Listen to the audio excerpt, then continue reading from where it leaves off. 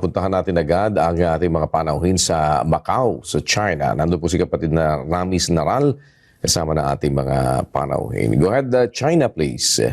Salamat po sa Diyos, kapatid na Daniel. Ang magtatanong po rito ay si Brother Patrick Rimas. Isa po siyang Katoliko at 25 years old. Magandang araw po, Brad Eli. Magandang araw po sa inyong lahat. Ito po ang aking katanungan. May rapture po ba na magaganap dito sa ibabaw ng lupa at kailan po ito magaganap? Salamat sa iyong pagdalo, kapatid na Patrick. Wala naman yung salitang rapture sa Biblia. Wala yon. Ang nakalagay sa Biblia, yung mga ililigtas ni Kristo, pagdating niya, aagawin. Aagawin. Yung salitang aagawin, yun ang kanilang nilagyan ng termino na rapture. Basahin natin sa 4:16 ng Tesalonica, kapatid na Daniel. Sapagkat ang Panginoon din ang bababang mula sa langit na may isang sigaw, may tinig ng arkanghel at may pakakak ng Diyos. At ang nangamatay kay Kristo ay unang mga bubuhay na mag-uli. Kung magkagayon, tayong nangabubuhay na nangatitira ay aagawing kasama nila sa mga alapaap upang salubungin ang Panginoon sa hangin. Yung salita roon na, yung nabubuhay na natitira na kay Kristo, at saka yung nangamatay kay Kristo na unang bubuhaying mag-uli, aagawin ng wika, sabi ni San Pablo, aagawing kasama nila. Magkasama yung binuhay na mag-uli at saka yung nadat na namang buhay, aagawin upang salubungin ang Panginoon sa hangin. Yung salitang aagawin, ginamit sa salitang Grego, yung salitang harpazo. Harpazo, na ang kahulugan ay to seize, agawin, to pluck, to pull, to take by force. Meron talagang magaganap na pag-agaw. Kung ikaw ay naniniwala, dahil sabi sa impormasyon, ikaw ay Katoliko, dapat pagbahagi ng Biblia, papaniwalaan mo.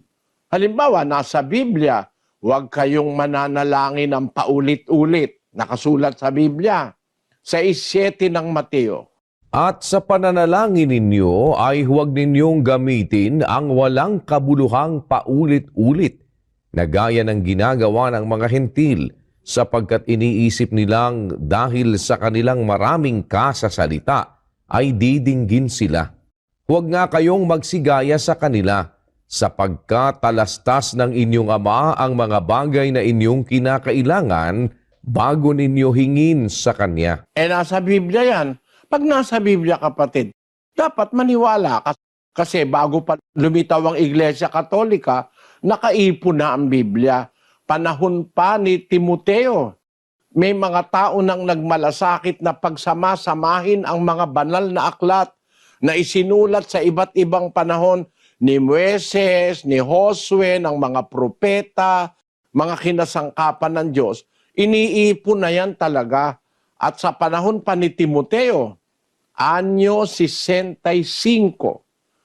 65 AD, sinabi na ni Pablo kay Timoteo, ang mga banal na kasulatan makakapagpadunong sa iyo sa ikaliligtas. Basahin natin, kapatid na Daniel.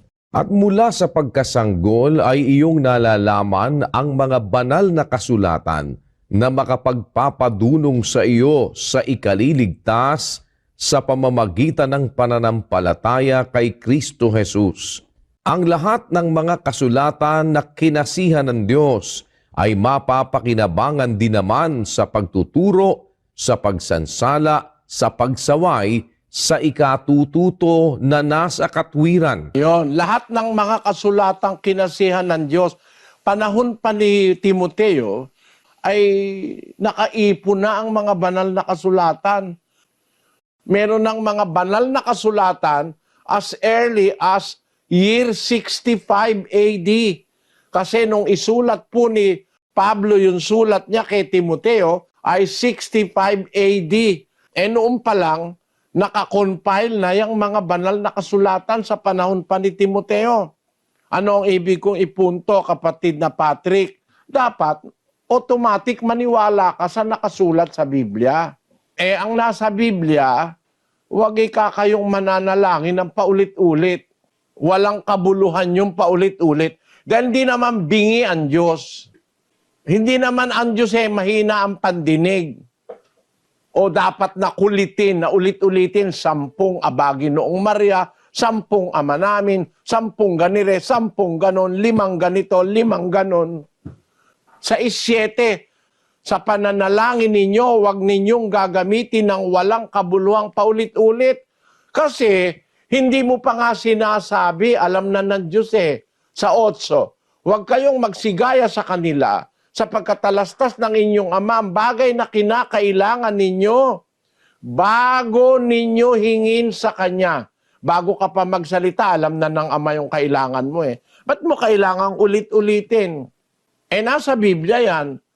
Gaya rin naman nung salitang may pag-agaw na mangyayari sa lupa. Aagawin ang mga magiging dapat kay Kristo dun sa unang pagkabuhay na mag-uli. Kaya yung salitang pag-agaw, yun ang tinatawag nilang rapture. Ang tanong ng kapatid na Patrick, meron ba raw magaganap? Dapat maniwala kang meron. Ako naniniwala.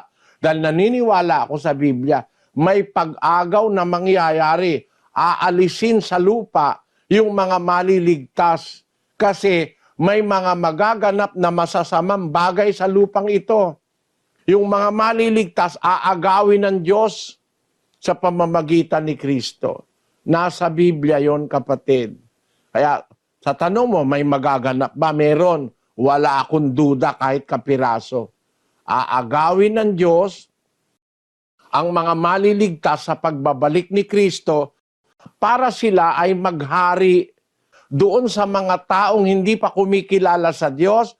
Maghahari sila sa kanila sa loob ng 1,000 taon. Pagkatapos ng pagkabuhay na mag-uli, kasi bubuhaying mag-uli ang mga tao nasa pasyon nga yun, nasa Biblia. Sa balye ni Josaphat, hihipan niyaong pakakak, na ipupukaw sa lahat. Ang anghel ay magtatawag, ito ang ipangungusap. Bangon kayo, mga patay, magsidulog kayong tunay sa mataas na hukuman, yaong sumakop sa tanan, haring makapangyarihan.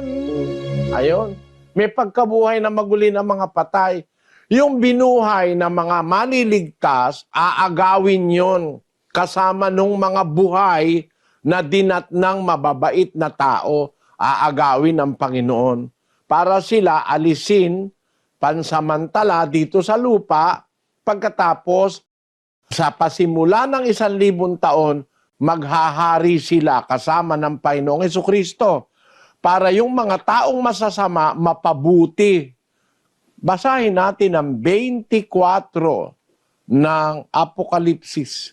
At nakakita ako ng mga luklukan at may mga nagsisiluklok sa mga ito. Sila'y pinagkalooban ng paghatol.